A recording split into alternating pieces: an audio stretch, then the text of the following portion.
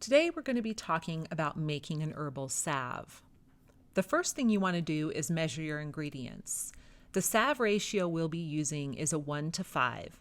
That's 1 part beeswax by weight to 5 parts herbal oil by volume. Once you've measured out your beeswax, you want to put it in a double boiler and let it melt. Don't add your oil until the beeswax is all melted. This will make your salve more stable in the long run. Once the beeswax is melted, then you're ready to add your herbal oil. You can see this beeswax has a little bit of sediment in it. That's from my wax from my hive. So once you add your herbal oil, you can see that the beeswax is going to solidify a little bit, but it will actually melt really quickly again. So you just want to stir it around a little bit and let it incorporate into the oil. It doesn't take a long time at all, and the oil doesn't have to get super hot during this time, which is important, again, for the shelf life and stability.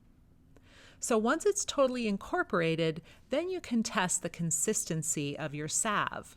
And to do this, you simply put a little bit of salve on a plate and let it cool. And this is an opportunity to see if you want to add more beeswax, and that would make it a little harder, or you could also add more herbal oil, and that would make the consistency of your salve a little softer. So you can really adjust it to just the consistency that you want. So once the salve has cooled, you're just going to test it.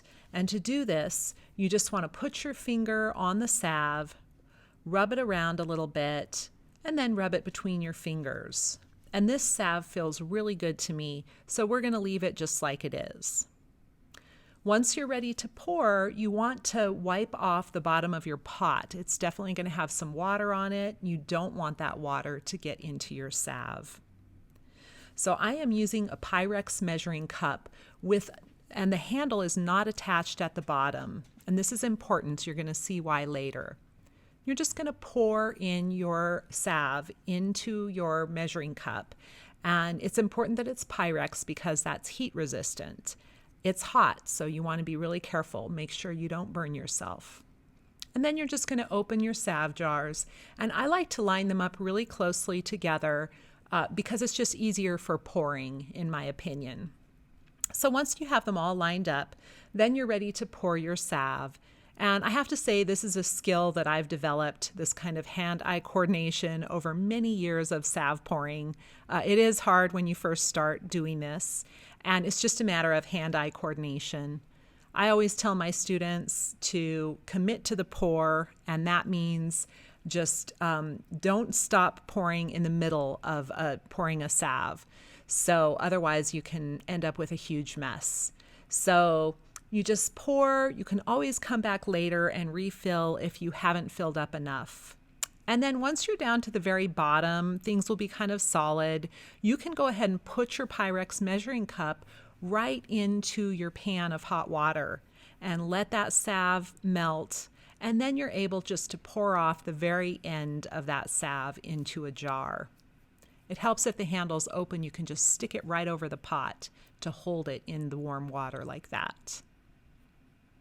So here you can see the salves, and you can see how quickly they're cooling. And this is really a good sign. You shouldn't have to heat that oil up very hot to make a salve, and it will last longer that way. And then you're going to clean up. And to do this, you want to wipe everything out. I find it easiest if it's still warm. Your salve just wipes out well, and I use a paper towel for this. Unfortunately, I've found that works the best. And then I'll go ahead and compost that paper towel after I'm done using it. A couple other nice cleanup things you can do: dish soap with no water to start, or a citrus-based cleaner can also be really helpful. So here's our finished salve product. Then you would just add lids to this and label this. You want to make sure you have all your herbs and the date on the label. Thanks so much for watching. I hope you enjoyed learning how to make an herbal salve.